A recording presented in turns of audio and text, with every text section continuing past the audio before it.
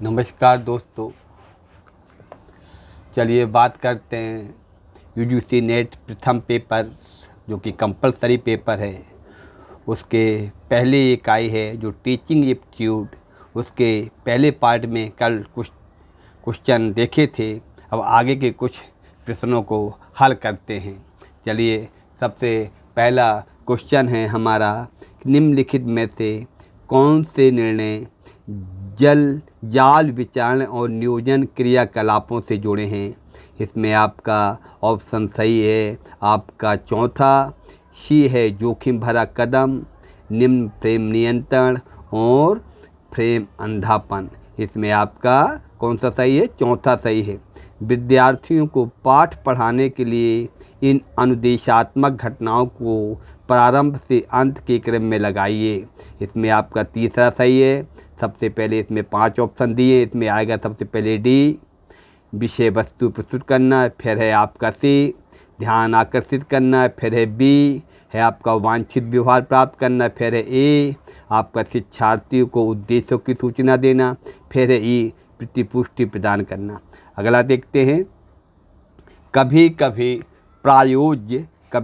प्रायोज्य जो यह जानते हैं कि वे नियंत्रक समूह में हैं, प्रायोगिक समूह के विरुद्ध उससे उत्कृष्ट दिखाने के लिए मेहनत कर सकते हैं। इस परिघटना को निम्न रूप में जाना जाता है: क्षतिपूर्ति, प्रतिद्वंद्विता। स्वयं प्रभा गुच्छ में कितने चैनल हैं? 32 और 24। ठीक है। अगला देखिए, परिज्ञान स्तर के निम्नलिखित में से कौन सी गलत कार्यात्मक क्रिया है? प्रशंसा। 2 कथन दिए हैं, कथन 1, कथन 2। देखते हैं इनमें से कौन सा कथन सही है, कौन गलत है। विशेषकर आरंभिक प्राथमिक ग्रेडों के आगे अधिगम का कक्षा आकलन अधिकांश अनन्य रूप से कागज और कलम परीक्षा पर आधारित है, तो प्रत्यक्ष रूप से मापने के स्थान पर संकेत करता है कि बच्चों ने क्या सीखा है। दूसरा कथन है, प्रमाणिक परीक्षा में शिक्षार्थियों से अपने कौशल और व्यवहार का उस प्रकार प्रदर्शन करने के लिए नहीं कहा जाता जैसा वे कक्षा से बाहर ही की वास्तविक दुनिया में करेंगे। इसमें आपका कथन पहला सही है, दूसरा कथन गलत है। आगे देखते हैं, विषय वस्तु में पारंगतता और तथ्यों, नियमों व कार्य श्रृंखलाओं के अधिगम की प्राप्ति के लिए प्रत्यक्ष अनुदेश रणनीति अनिवार्य है। पारंगतता, मास्टरी, अधिगम हेतु प्रत्यक्ष अनुदेश श्रृंखला की पहचान कीजिए। इसमें आपका तीसरा सही है। तीसरे के आपके ऑप्शन दिए हुए हैं, डी सही है, फिर बी, फिर ई, फिर ए, फिर सी। अगला देखते हैं, संगठन में नियमित महिलाओं की औसत संख्या ज्ञात करो। इसमें क्या है? 83, 20। संगठन में नियमित पुरुष कर्मचारियों और संविदा आधारित पुरुष कर्मचारियों की संख्या अंतर ज्ञात करो, 3। चलिए, इसमें इस तरीके से ये संख्यात्मक क्वेश्चन है। इसमें देखते हैं, निम्नलिखित में से कौन सा उच्चतम स्तर का शिक्षण है? विमर्शी। किशोरों की निम्नलिखित में से कौन सी विशेषताएं हैं?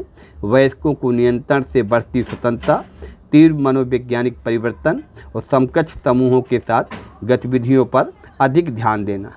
अगला क्या है? इसमें से निम्नलिखित में से कौन से अधिगम के सबसे प्रभावी कारक हैं? इसमें आपका है अभिक्षमता, अभिप्रेरणा, अभिरुचि। ठीक है। अगला देखते हैं, इसमें क्या है? जोड़ियों के रूप में है। सबसे पहले है NCERT, IGNOU, CEC, UGC. NCERT जो होता है क्या करता है? ये स्कूली शिक्षा के बारे में है। इग्नू क्या है आपका? इग्नू है स्कूल उपरांत शिक्षा है। सीईसी क्या है? उच्च स्नातक शिक्षा है। और यूजीसी में क्या होता है? आपका स्नातकोत्तर शिक्षाती है। चलिए आगे देखते हैं, अगले क्वेश्चन के रूप में।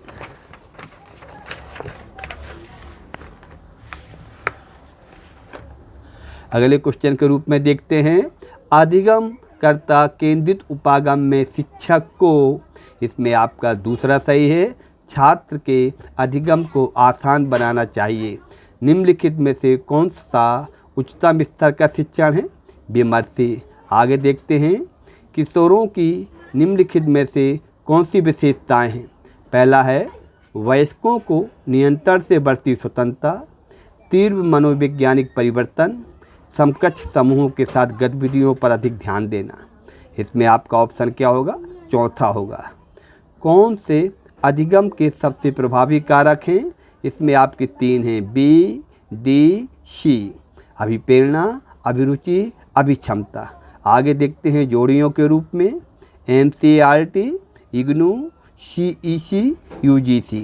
NCERT मालूम है आपको, आपका स्कूल शिक्षा, इग्नू है आपका स्कूल उपरांत शिक्षा, CEC है आपका आचार्य स्नातक शिक्षा, UGC है स्नातकोत्तर शिक्षा। आगे देखते हैं अधिगमकर्ता केंद्रित उपागम में शिक्षक को छात्र के अधिगम को आसान बनाना चाहिए।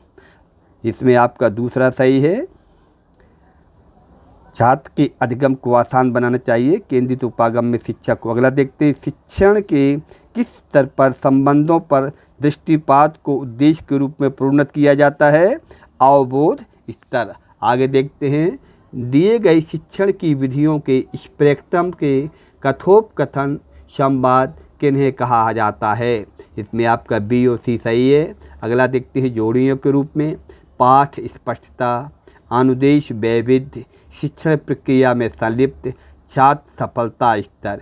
इसमें आपका ए का क्या है? ए का है आपका चौथा, सभी शिक्षार्थियों को सीधा श्रवणीय मौखिक वाक्य प्रस्तुति। पाठ स्पष्टता में, अनुदेश वैविध्य में है आपका तीसरा, पाठ प्रस्तुति की अवधि में शिक्षक के वाक्य प्रस्तुति को नम्रता। सी क्या है? शिक्षण प्रक्रिया में संलिप्तता। इसमें आपका कक्षा में छात्रों द्वारा अधिगम हेतु निष्ठापूर्वक लगाए गए समय की मात्रा। और इसमें चौथा क्या है? डी का, छात्र सफलता स्तर में।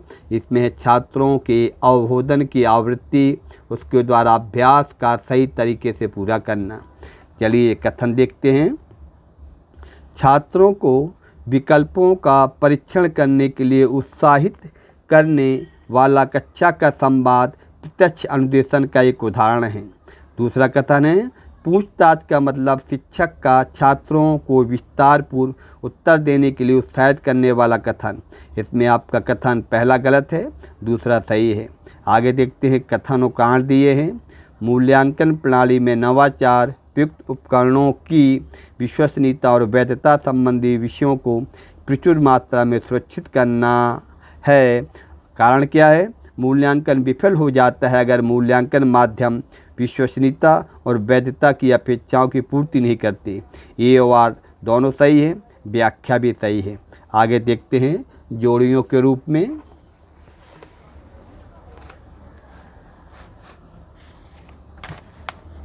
जोड़ियों के रूप में है आपका चरण पहला है मूल संग्रहण, मूल आकलन, मूल श्रेणीकरण, मूल समेकन। मूल संग्रहण के रूप में है आपका इन्हें समुदाय के सदस्यों से प्राप्त किया जाता है।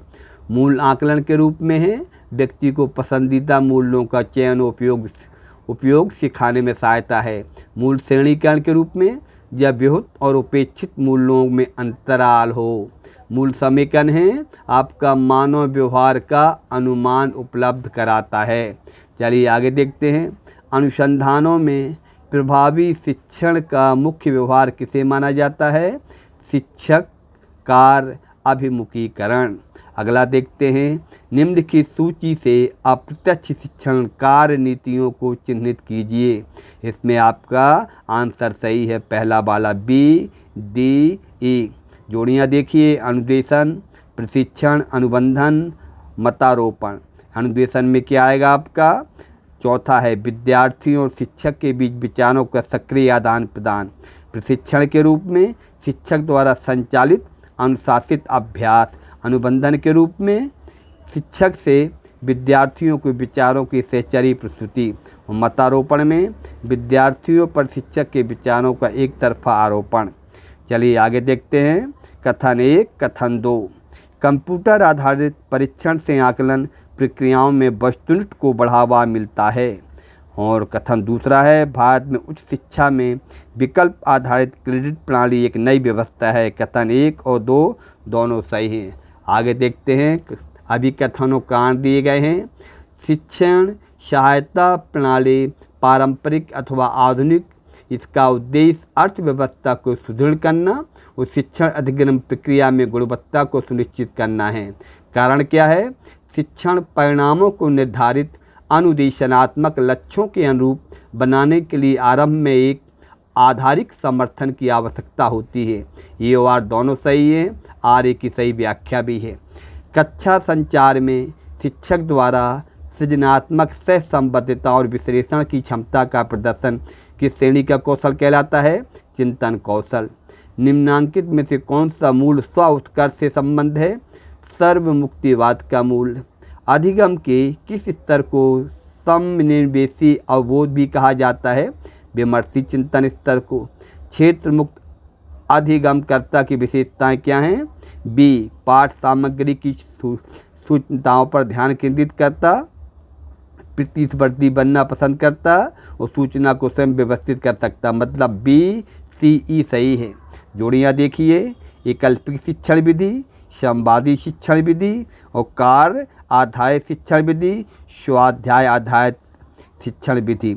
इसमें देखते ए का क्या है? ए का है आपका दल शिक्षण और प्रदर्शन वैकल्पिक शिक्षण विधि में। संवादी शिक्षण विधि में क्या है? व्यष्टि अध्ययन और अनुशिक्षण। कार्य आधारित शिक्षण पद्धति में अनुरूपण और भूमिका निर्वहन। और स्वाध्याय आधारित अध्यापन में इसमें आपका है साइबरनेटिक्स और कंप्यूटर सहायित अनुदेश। आगे देखिए कथन इसमें दिए हुए हैं, कथन 1, कथन 2। कथन 1 में क्या दिया है? अधिगम प्रक्रिया में संलग्नता का संदर्भ में कक्षा में अधिगम पर विद्यार्थी द्वारा नियोजित समय में है। कथन दूसरा क्या है? निर्माणात्मक आकलन औपचारिक होता है जबकि संकलनात्मक आकलन अनौपचारिक होता है। इसमें आपका सही होगा कथन 1 सही है, तीसरा वाला होगा इसमें सही। कथन 1 सही है और दूसरा इसमें गलत है। इसमें क्या है?